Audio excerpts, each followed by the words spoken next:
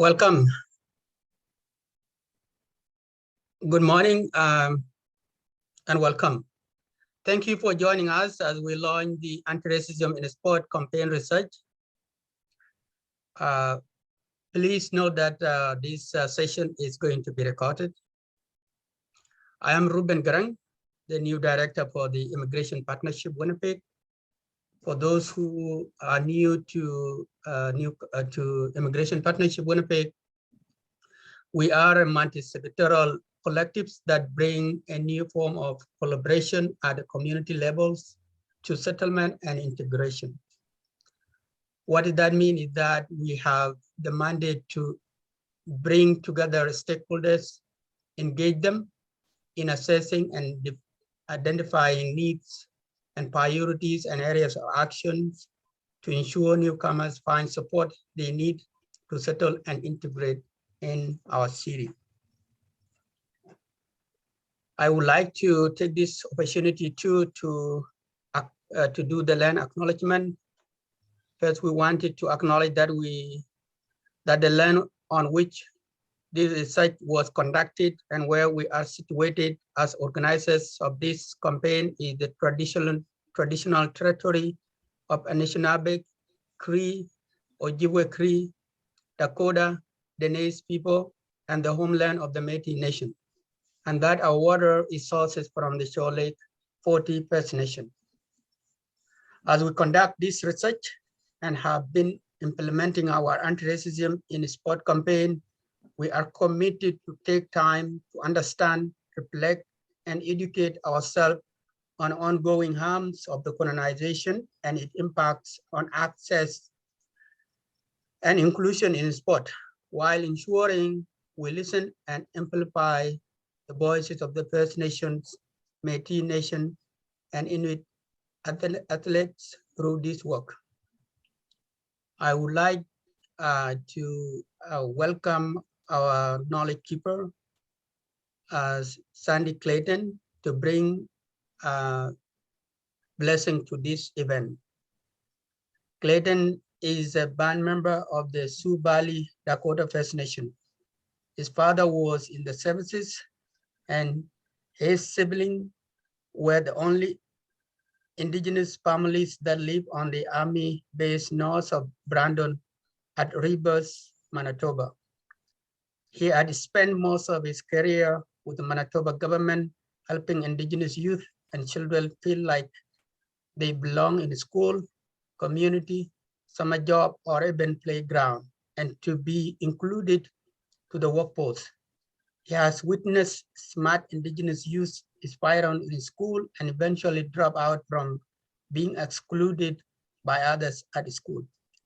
Clayton is pleased to be part of this important initiative to support all youth to be included in the norm of acceptance. Welcome, Clayton. Great, thank you. Thank you very much for inviting me. Thank you for the land acknowledgement, Ruben. I want to thank Jessica and Daria for inviting me to participate in this journey. I participated in the kickoff we had a few months ago, and this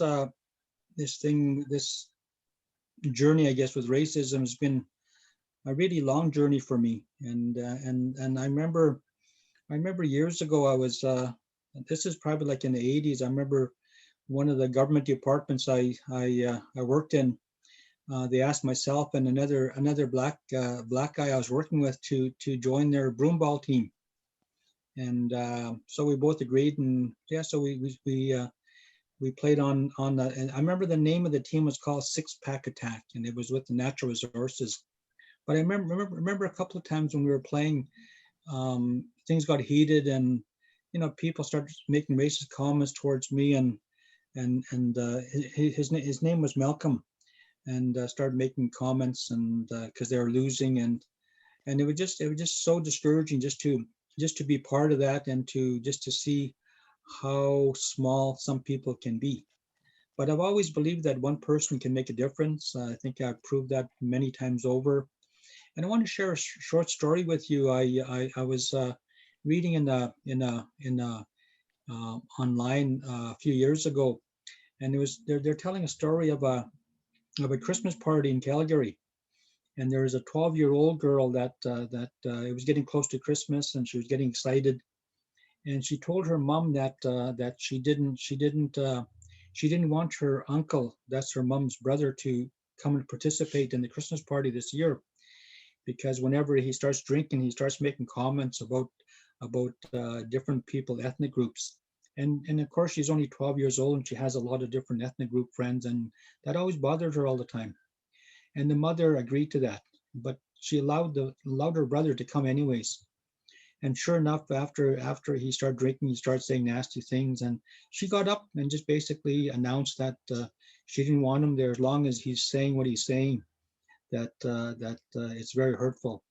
And it really surprised me, because she was the only one out of the group of 10 people to get up and say something, and the rest were adults, and nobody had ever said anything. And she had carried this with her for a while and wanted to say something. So she did get up and say it, and after she said it, some of the adults echoed what she said, and then they asked the brother to leave. And so it always reminds me of just one person, but it took a 12-year-old girl to make that change in that household for the Christmas party. So I've always believed it takes one person, but people shouldn't be afraid to stand up and say what's on their mind. And I find that many times, whether you're Indigenous or come from a different ethnic group, it seems like we've been all colonized somehow not to say anything, and we've been kind of put down so many times, and we feel scared to say something. But I really hope that we're at a turning point in our journey, especially with the sports and with young people participating in sports, that we don't have to put up with this anymore. I'm hoping that it'll change in my lifetime. I said to my Black friend Malcolm that time, I said, just imagine if we're all born colorblind in this world, would that make a difference? And he really thought about that. I'll make a quick prayer here. So, Homitakiapi, he miedo I kako homini wakantaka homaki e wakantaka unshikamai no wakantaka. Creator, I thank you for another beautiful day of life. I thank you for bringing us here today. I ask that you bless everybody online here. I ask that you help us over this issue we're dealing with. Help us to open our minds and to open our mouths to say something when it needs to be said. I ask that you look after all of us, and especially our loved ones over the Christmas season. I ask that you bless us with good spirit, good health, and keep us in good spirit over the season, and look after our young ones while they are playing sports and while they're out there and having fun doing it. I ask that you open the minds of others, especially the larger community, and help us to create a good journey together for our children. Homitakiawas. Thank you very much.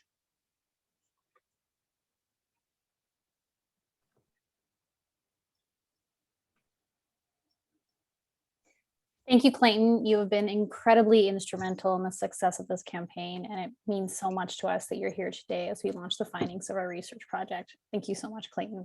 Yeah. My name is Daria Herrera-Palmer, and I am the project consultant for the Anti-Racism in Sport campaign. Before we get into the overview of the campaign, we're going to launch a poll to see who's attending the launch today. Jessica, can you launch that poll, please? So how do you engage in sport? As an athlete, as a coach, official, decision maker, community sport organizer or programmer, parent, government, researcher, provincial sport organization, or if there's another designation, and you can choose all that apply. And we'll give you a minute to answer. I'll also note that if you have any questions throughout the session, please write them in the Q&A chat box, and we'll try to answer them during the Q&A session after the research presentation.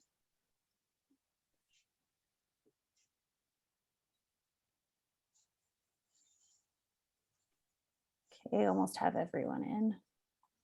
I'll just leave it up for 5 more seconds.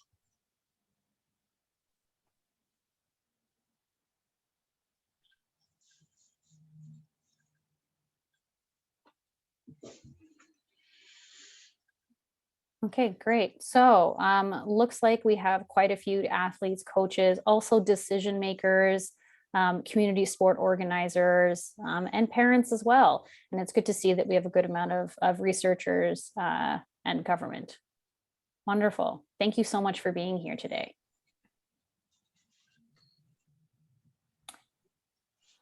Well, the anti-racism sport campaign stemmed out of a call from one of the IPW committees, as racism in sport was an issue that many of them could relate to and continue to see the effects of in Winnipeg. We were fortunate enough to receive funding from Canadian Heritage to run the campaign from December 2020 until March 2022. The anti-racism sport campaign seeks to address, disrupt, and eliminate racism and discrimination in sport experienced by First Nations, Métis Nation, Inuit, Black, racialized, and religious minority communities in Winnipeg. To ensure that we had proper engagement on this campaign, we created an advisory group with several different organizations that work within the sport and recreation system in Winnipeg. We have a multi-sectoral advisory committee of over 30 representatives from sport organizations, Indigenous organizations, community organizations, municipal government, local professional sports teams, and community leaders. These partners also sit on working groups that advise on each of our activities.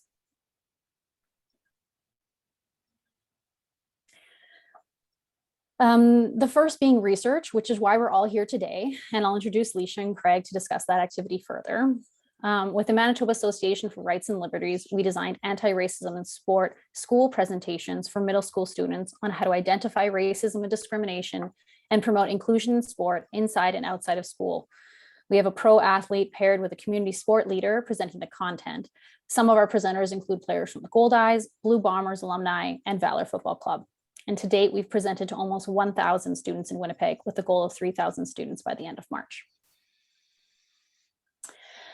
We're in the midst of developing an anti-racism accord for organizations to sign on to their commitment to becoming the anti-racism organization, which will include education and training, anti-racism policy development, and taking anti-racism action within the sport community. And this accord will launch in March 2022. In January 2022, we'll be hosting training opportunities for sports stakeholders that Galosha will be highlighting at the end of today's launch. And some other activities that have sort of come on as we've gone through the project. We'll be hosting an inclusion and access to sport conference, including specific sessions on the 2SL, LGBTQ+, newcomers, Indigenous, women and girls, accessibility, and anti-racism and their relation to sport. This two-day conference will be held in January and February of 2022. And this summer with MASRC, Manitoba Aboriginal Sport and Recreation Council, we supported the Indigenous Women and Girls 5K run on September 25th and raised over $15,000 to support an introductory Indigenous Women and Girls program hosted by the Manitoba Aboriginal Sport and Recreation Council. And with our public awareness campaign, we focused on raising awareness of racism and discrimination experienced in sport in Winnipeg through a social media campaign. Also this fall, we worked with a local filmographer, JP Media Works, and Winnipeg athletes and sports stakeholders to feature their experiences with racism and discrimination and a vision for change. We launched the video last week and would like to play it for you now today.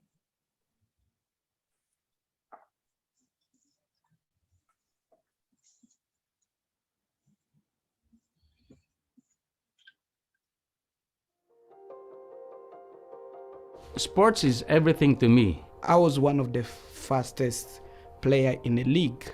Any sport you put me in, I could do it. And I never ever understood why I never won Athlete of the Year. When I did my basketball practice, I was the only Black person at that time. And it was really hard to actually fit in. We were playing against a team. There were some fans behind the goal screaming out my name and another player on my team who was also Black. That's when they started using the N-word to get our attention. And we're playing soccer, and then one of the assistant coach says, well, this is probably one of the best pitch you have in Africa, so you shouldn't be the one complaining. Cops are being brought into this, like grown adults are about to fight, you know what I mean? It's like, this is a high school game. How did this escalate so much? I didn't even know who to go to. So I remember walking off the field. It was 90th minute. I was tearing up, just crying, because I couldn't express to myself. I know that silent racism exists, and I think this happens in all walks of life. Coaches on the other side were mentioning that my kids were too old and too big, but they're all in the same age. It's just they're a little bit more talented. I've seen parents, myself, talk poorly of other kids or other cultures or other ethnicities playing certain sports. I have been called, oh, look at that Black girl in school, and I ignored it. They're like, I don't want to be your friend because you're from Syria. You feel angry, you feel betrayed, you feel hurt. You start asking yourself questions that can be answered while you're Black. I showed my capabilities. My teammates didn't support Indigenous people. The coaches also didn't support me as an Indigenous person. So that was my drive to be perfect all the time. I was able to hold myself back, hold the team back, guys held themselves back and stuff like that. But there's so many cases in this world where we can't hold ourselves back. Don't just go through life with the shutters on, living a privileged life saying, oh, this doesn't happen to me, so it doesn't exist. It does exist. I'm telling you as a professional athlete of 10 years and a proud Winnipegger and of a Pakistani, Canadian, Muslim descent that it does happen. Keep an eye out for it and put an end to it. The parents should just teach their kids about racism, teach them that it's bad. If your mouth's not gonna say something good, just keep it shut, respectfully. I feel like to educate somebody so they could understand where you're coming from is to share lived experiences. This teammate, she's white, she's like, I've learned so much from my kids about, racism, and I never, ever thought that I had to walk into a gym and be perfect. And now I realize that you always thought that. My kid was actually being teased for his hair, and another one of his friends on the team saw it, and that friend stood up for him. And then not only did that friend stand up for him, another friend stood up for him, and the other kid ended up apologizing. So the kids themselves have the power to make that change. We have to instill that strength and power within these kids to do that. More voice is much better. To take action. If you're aware and you know about this, don't be silent. Both of you have a Thank you to all the athletes and sports stakeholders who participated in the video for trusting us to share your stories. Moving on to the research. On behalf of the campaign and partners, we want to deeply thank the research team for their thoughtful approach to this research project, especially Craig Brown, who was a research consultant on the project, Dr. Laurie Wilkinson at the University of Manitoba's Faculty of Arts, who was a lead researcher on this project, Dr. Alicia Strawn and Dr. Sarah Tietzel of the Department of Kinesiology and Recreation Management, the research assistants Nicole Weisman and Delima Chihibur. It has been an honor and a privilege to work with all of you. We also want to thank Canadian Heritage for funding the research project through our campaign, as well as thank the University of Manitoba's Faculty of Kinesiology and Recreation Management's Dean's Office and the Vice President, Research and International Support of the Undergraduate Summer Research Award for the additional support for the research assistants. We are fortunate enough to have two members of our research team here today to share the research report findings with you all, Craig Brown and Dr. Alicia Strawn. Dr. Alicia Strawn is a first-generation Black Canadian, proud daughter of Jerome and Margaret Strawn, who immigrated to Winnipeg 53 years ago from the Caribbean island of Grenada.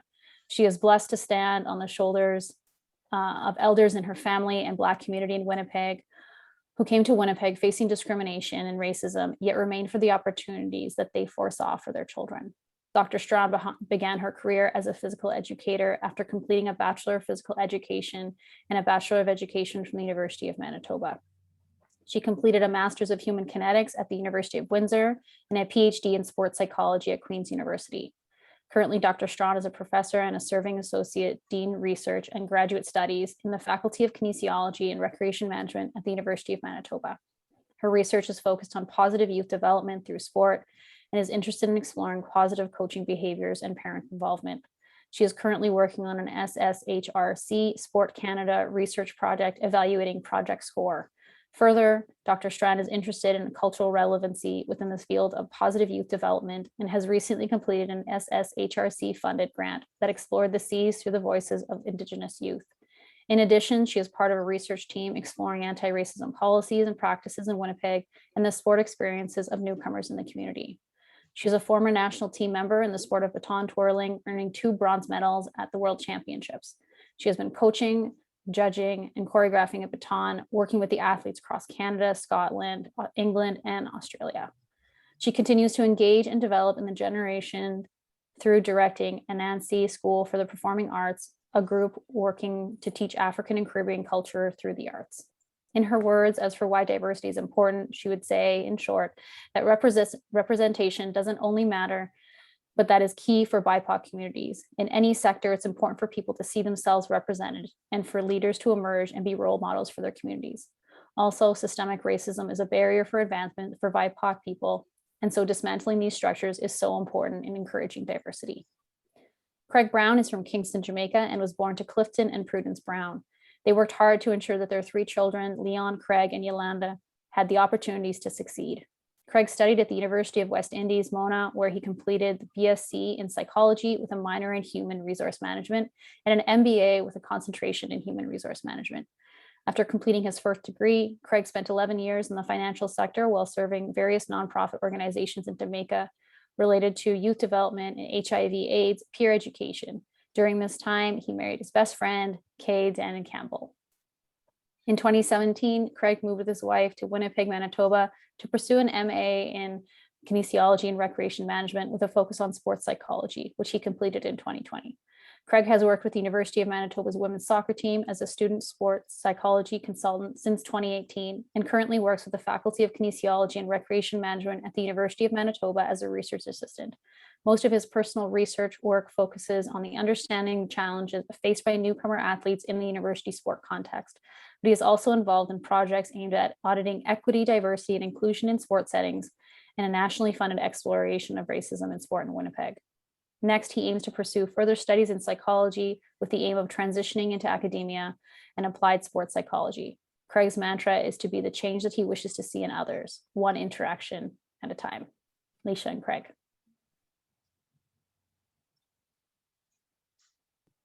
Hi, everyone. Thank you so much for joining, and thanks so much for the introduction. I'm really excited to, along with Craig, and on behalf of the research team, present the findings. So we can go to the next slide. We're going to be just talking a little bit about the methodology that we used, as well as some of the findings and the key recommendations for this work. So just a little overview as to why sport, why focus on sport contexts when we're thinking about anti-racism. We know that sport is popular, it's a really popular activity for young people. It's also an important context for youth development. And feeling safe, both physically and psychologically, is really an important feature of positive youth sport programs. And we know that participation in sport can also yield both positive and negative outcomes. So it's really important for us to take time to tease out all these different factors that might lead to that. And one of the things that I've been really blessed to be a part of this project is really now delving a little bit more into racism.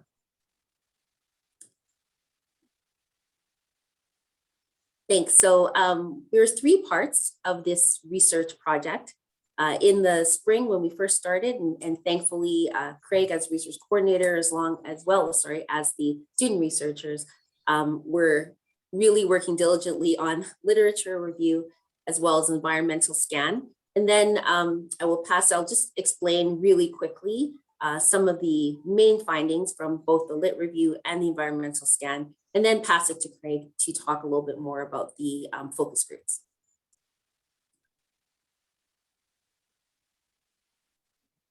Yeah, you can go ahead. Thank you.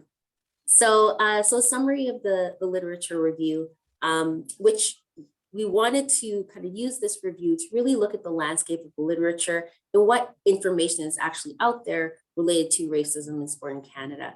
So 2 of the main points, which weren't surprising, but again, we need to do this research to actually be able to stand on a foundation, is that racism is present in the sport context in Canada and it is systemic.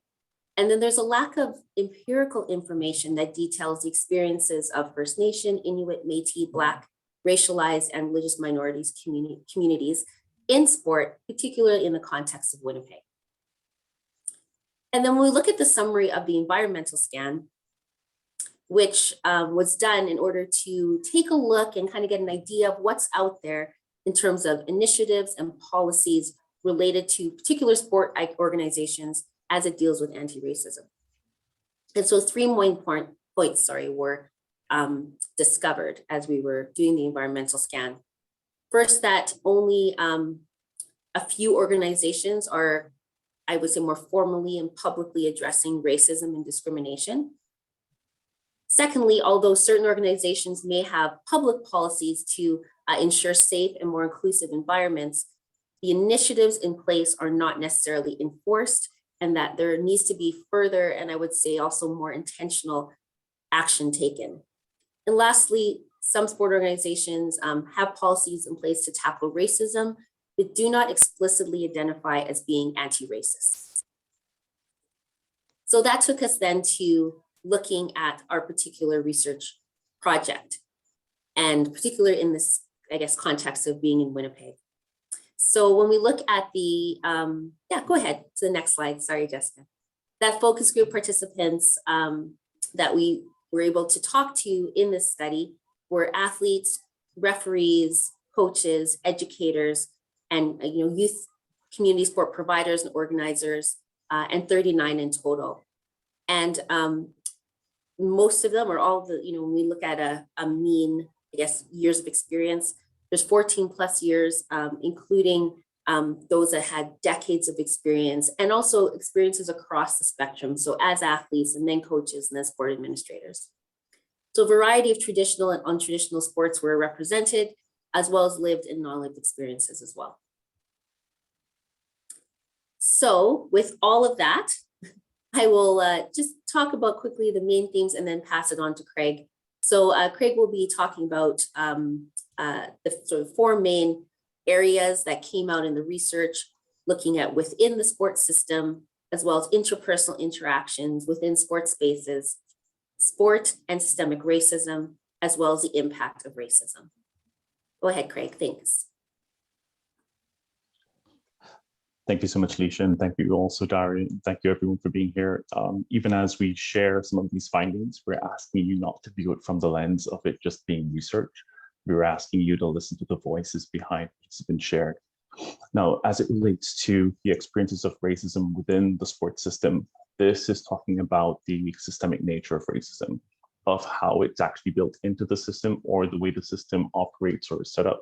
It perpetrates or promotes racism or encourages it in some way, shape, or form. And when we speak about exclusion, we're recognizing that participants shared that there were some sports, for example, that were given more preference when it comes to getting access to facilities. There are some sports or some teams or some groups that would actually be charged higher fees, or in some cases just told no, because you are who you are, because you are a part of this group, we don't want to rent our sports space to you. We've actually had experiences where participants just haven't felt safe in particular sports systems or in particular sports. For example, a sport that is predominantly white, we've had participants indicate that even though they're pretty good at that particular sport, they really don't feel safe. And as a result, they've decided not to continue pursuing participation in that particular sport. We've actually had situations where participants have shared, for example, when we had the lockdowns in Manitoba and Winnipeg, they knew, for example, which sports would start first. And they knew, for example, which basketball hoops would be taken down and which would be left up in particular communities based on the predominant population within those communities.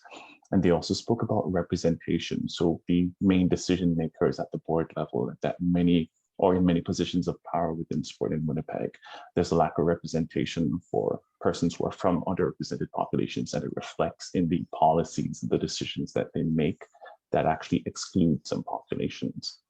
Now, that leads to the perception that the system is broken and unfair. And an example of that is when you have an incident of racism and being reported and you have to go through the adjudication process. The system seems to be, based on the participants' responses, weighted in favor of the perpetrator. So in many cases, nothing is done, even though it's reported, or it's ignored. And for many persons, this promotes the notion that the system actually does nothing to fight against racism or to stop racism. So it promotes a sense of silence. It's better for me to not report it. It's better for me to just close my mouth and not do anything about it, or it's better for me to just drop out of sport completely. And the burden of proof seems to be placed on those who have actually experienced racism to say, okay, this has happened to me. But for many persons, it becomes this person says this, another person counters it, and then it fizzles out and nothing happens. When you look at many of the policies within sports systems in Winnipeg, participants have recognized that when you look at things like determining when to play a sport, where to play a sport, the restrictions as to who can participate in that sport or participate in that competition, many of them lack reference to an understanding of the barriers faced by many persons from underrepresented populations. And an example of that might be the cost of participation within the sport, the cost to actually buy uniforms, or the cost to actually play. We've had participants detail, for example, someone saying, okay, the cost of sport is natural. It's something that you just have to get used to. And you knew this before getting involved. So it's your fault, it's your problem. You need to sort it out. Its examples are the lack of transportation, or even the fact that you have situations where some coaches have to ensure that they have food available at practices or for games, because you have participants that are coming that have to determine whether they want to come to the game to play for their team or to support or represent their team, or they have to get access to the food or the meal that's provided for them by the system or by the city at that point in time. So it's a decision, do I eat or do I play my sport? And some of those things are things that are not kept in mind with some of the decisions made in sport. Now, when we look at the interpersonal interactions, these are speaking specifically to the instances of racism, the overt things now that we see within the sport spaces.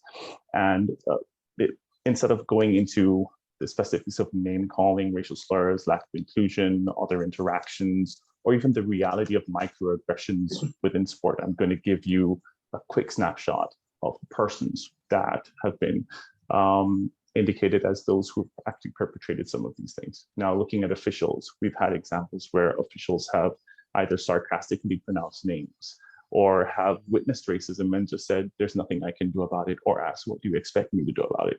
Or have actually denied that it's taking place. We've actually had instances where officials have called particular teams animals, or even used some of the racial slurs or used the name calling for particular populations within sport, in the sport context. When you look at fans or even parents, you've had persons shouting, go back to your own country, and actually using some of those racial slurs, or being very volatile or vociferous as it relates to teams that are predominantly represented by participants from an underrepresented population or minority population. We've had persons actually threatening players. We've had coaches, for example, coaches and players from another team physically targeting and injuring or harming or setting up to harm players. We've had name calling. We've had some of the same statements that we've heard before. And we've actually had instances where teams have decided that they would rather not play against certain teams.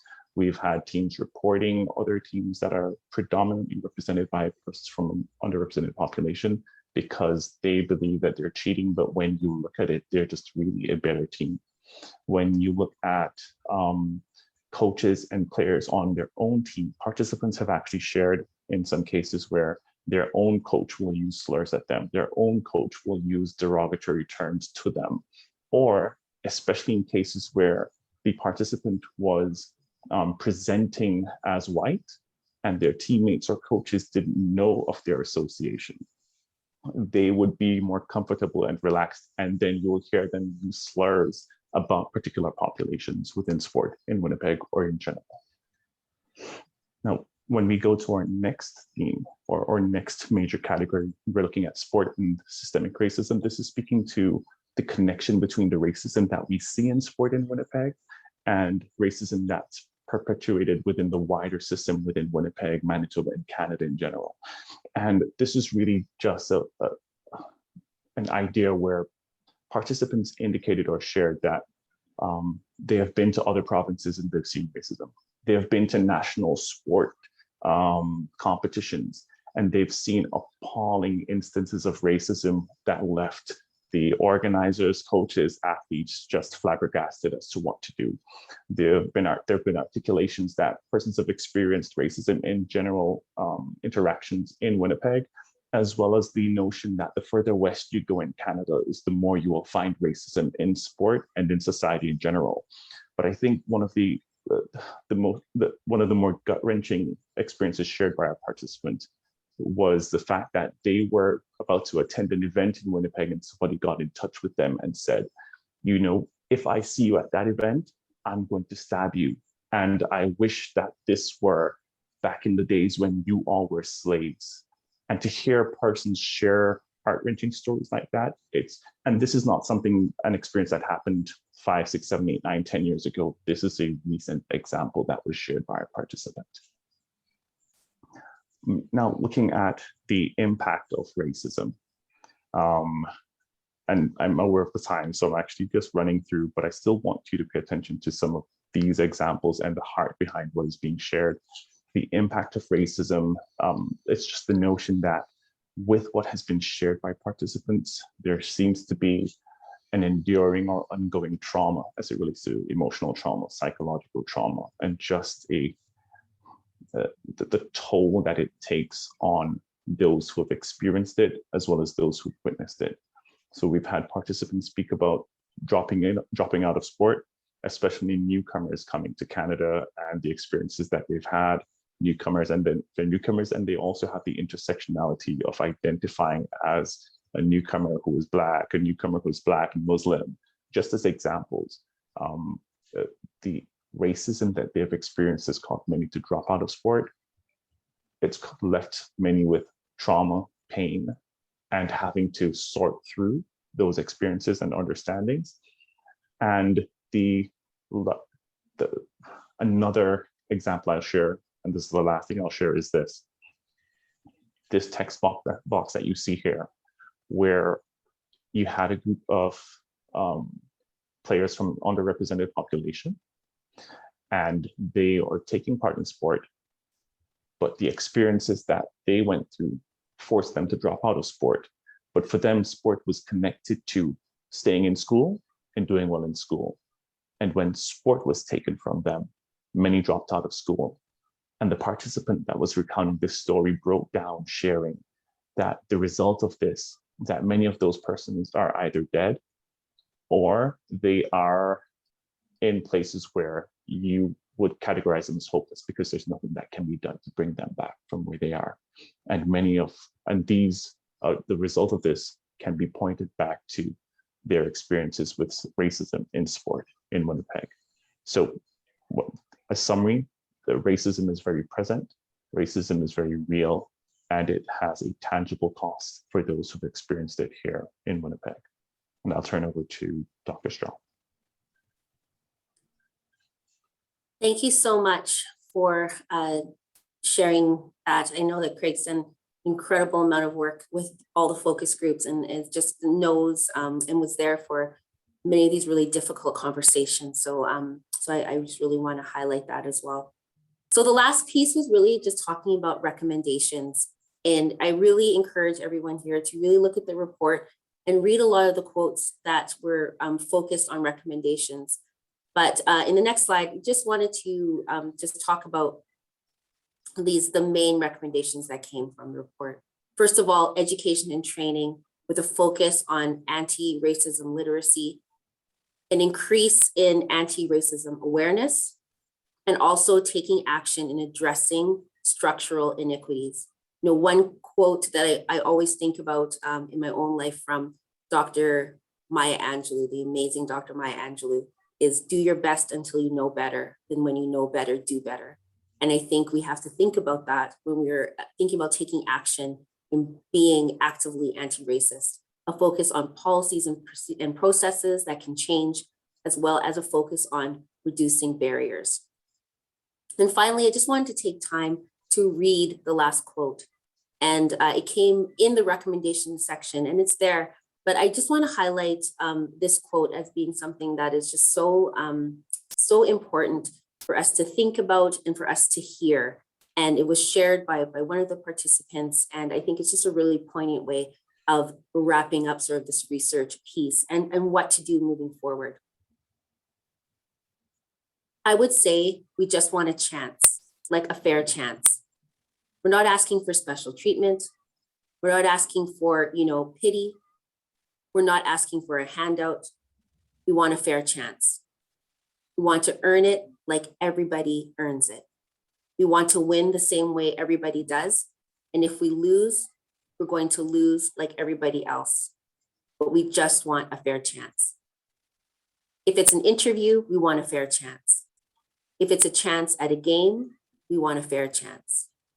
If it's access to facilities, indoor, outdoor, we just want a fair chance at that. We just want to be a part of a fair process that allows us to be part of the system in a meaningful way. That's all we ask. And to start to extend some compassion, just to be human for a little bit. Just see us as humans that deserve a chance. That's all I want. Thank you.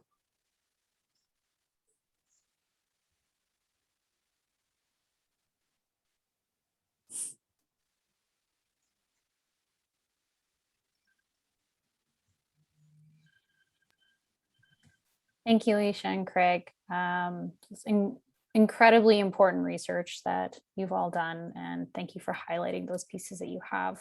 We're going to be answering questions, so if you have any questions, please post those in the Q&A text box, and we'll read them out to the researchers. If you also have questions on the campaign, you can also put your questions in there. We do have one from Sean Ledwich from Streets and Wolseley Leaf newspaper, asking if the text boxes, if they're quoting the report, or are they quoting the participants within the report? Yeah, we're quoting the participants, yeah, and their voices in those text boxes. Wonderful. Any other questions that we can see here? Jessica, if you want to pass them on to me, I can also answer those. With the research in the report, what was the most unique thing that you found that you weren't expecting to find? I think we all knew that racism sort of existed in sport in Winnipeg, but what was something that you had not expected to find that you found? Go ahead, Craig. Sure. I would think that one of the main things that I found that kind of jumped out at me is the many participants sharing that I thought things were getting better, but things are pretty much the same. So we spoke with persons, as you mentioned, who have been in the system for a couple of years, or persons who've been in the system for decades. And it was just heartbreaking to hear those stories and to hear that there's a genuine hope that things would get better. But the more and more that persons have been interacting with the system, things have predominantly remained the same, even though there is the perception that things have gotten better. And I'll probably quote a participant by just, well, not a participant, a few who just said it's 2021, and many of these things are still occurring. And it's just the depth of the issue and the depth of the pain that it's causing. So the final thing I'll say with that is there's a participant who indicated that sport is their only safe space, and sport is where they go to escape. And when they're faced with these things in sport, they've just been forced into a position of ignoring it for their own mental health. They've just ignored and allowed it to continue, because if they think about it too much, then they have no more safe spaces here. So that was it was hard to do a lot of these focus groups, because when you heard the stories being recounted, you listen to the human impact and you listen to the heartbreak. And it's not revolutionary, something that we never knew would happen, as you mentioned, Dari, but to still hear it is something very different from just reading a report or just seeing an article about it. When you hear a person share that this has been my experience and it's continuing, and in some cases it's getting worse and nothing is being done about it, it is heartbreaking. And I think that's what stood out to me the most. Thank you so much. We have another question on, I'm wondering systemically, what do you think the greatest barrier to sport is for underrepresented groups?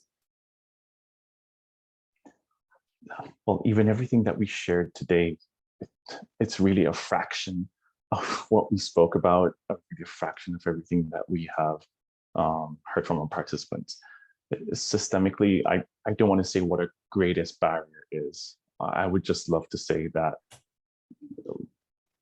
I would just recommend starting from a point of listening to what's being shared and what's being said, so that more barriers can be identified and approaches taken collaboratively to address them. So we could talk about the cost of sport. We could talk about, in Winnipeg, for example, somebody indicated that at one point in time for a particular sport, because you were in a particular part of the city, that you could only represent for that part of the city in that sport. So for example, if you have underrepresented populations clustered in another area of the city, then you're going to have a disproportionate funding, resources, etc. We could just talk about in our recommendations, to talk about the need for education, training, and awareness as it relates to just racism and the reality of the problem that we face today and what can be done about it. My thing would just be, again, not that funding is it, let's tackle funding, but let's get to a point of raising that awareness, listening to underrepresented populations when they say, I am experiencing this today, and that sets the foundation for going forward, identifying all the barriers and then addressing them as you go.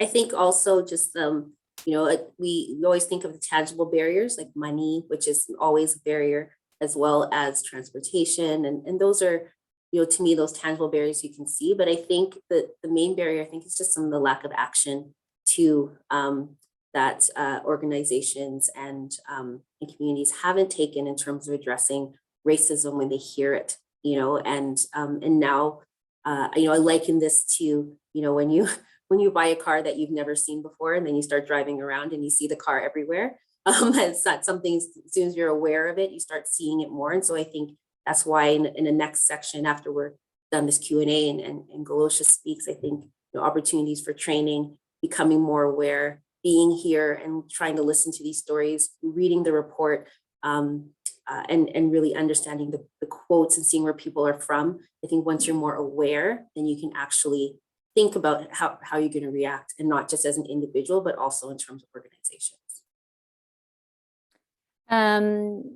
There's another question asking, what are the next steps and how can I support?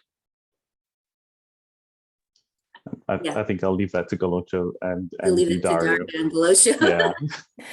There are several different pieces based on how you engage in sport as a sports stakeholder.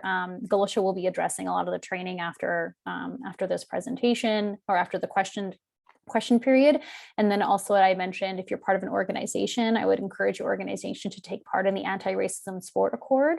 Several different documents and templates and tools and support will be offered to those organizations that participate, including anti-racism in sport templates for policy development, as well as EDI, data collection, auditing, collecting race-based data, that type of thing. And we're providing these types of support so that organizations can introspectively look towards themselves and see how they're going to make a change within their organization. And then obviously the training that Galosha is going to be speaking about. There are a few questions I'm just going through. Is the main message to kids on the receiving end to speak when they encounter the racism? And how can kids help themselves to avoid the emotional, psychological toll and the life impacts dropping out of sport or school of racism when they do encounter it? I don't know if you, Daria, want to talk about the school engagement, that piece that you've been a part of, but I think, again, it's training, it's going to the schools, and that's what Daria and her group have been doing in terms of training young people of what to say and how to react, and how to actually be able to manage some of the trauma that might come from actually sometimes stepping up and supporting people. And I think that's part of the training that's happening with the school groups. And so I encourage anyone here who's an educator or part of a school to contact IPW for those training sessions. Right. And in tandem with that, I remember participants, because we had youth participating also from 14 years old and up participated. And we had youth who indicated that, okay, we didn't know where to go. So they had to find their own way. So another part of that is that the more you have that training, education, awareness, or just discussing these topics, you have the opportunity to find resources for you, as well as to find avenues that you can point them to actually address these things, or to even report it, or to go for support or help. Sorry, Daria, you can go ahead. Yes, exactly. For schools, I would definitely recommend reaching out to the Anti-Racism Sport Campaign online on the website. You can sign up for school presentations. I think that's probably the best way to get training that we've developed with the Manitoba Association for Rights and Liberties. They have a really great presentation that works towards how can students then address it, and then how does it get addressed within the school system. There's also a question, are there some opportunities that exist for us to utilize the teamwork and bonds that are built through sport to dismantle racist behaviors, which also may come through training, unless Leisha and Craig, if you wanted to have any comment on that. No? Okay, so it'll come through training. There has been a question on 1,000 students have participated in middle school presentations, and our goal is 3,000 by March. How have the presentations been received so far? The presentations have been received extremely well. We continue to get more schools that sign on, and more classrooms that sign on as well. I think it's particularly impactful because we not only have professional athlete who's part of the presentations, but then also a community member. So we get them to engage on different types of fronts. We explain the different types of racism, what racism is, what anti-racism is, to sort of give that full lens and understanding. Before we can move forward, we really need to understand what we're dealing with. And then also providing them tools and having the schools also address that within their own school system. Where do they go to? Do students know what do they do when they experience racism? Who can they speak to? And every time we do a presentation, we ensure that we reach out to the school and that they provide a person that they can go to within the school system. Someone asked if we have found any difference between the city of Winnipeg versus rural. However, this was a city of Winnipeg study, not a rural study. Do you have any comments on that? A very small comment. As you mentioned, we focused on the city of Winnipeg, but anecdotally, you had participants who indicated that their experiences with racism increased the more they went out of the city. So even though they were playing on teams that participated in sport in the city, sometimes they'd have to play games outside of the city. They didn't specifically say which city or etc. that they experienced it, but they indicated that they experience more racism the more they head out of the city in Manitoba. Thank you. Is Heritage Canada the sole funder, and what happens after March 2022 when funding runs out? So currently, yes, Heritage Canada is the sole funder that's providing funding to Immigration Partnership Winnipeg through the Social Planning Council. We'll be looking for further funding to extend past March 2022. The great work that the researchers have done, I think, only should be extended further, especially in this area.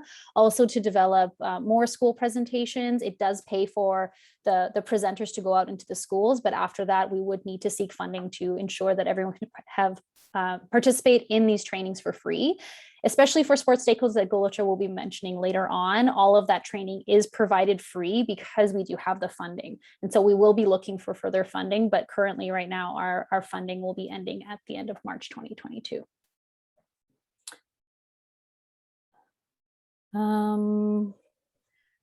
Daria, we are at 11:58. Oh, yes, sorry. So, I just want to note to everyone, if you will make sure that we note the questions, and we'll try to, I think some of them are going to get answered in the next bit, but we'll also put our campaign email if you do have questions.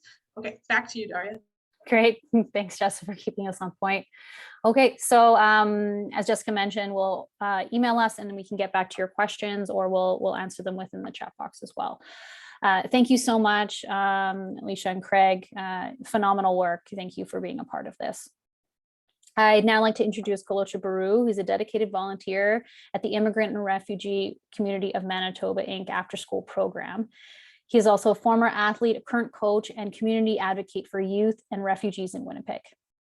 Golocha is one of the project consultants with the Anti-Racism Sport Campaign and has been instrumental in the development and implementation of the campaign. Golocha?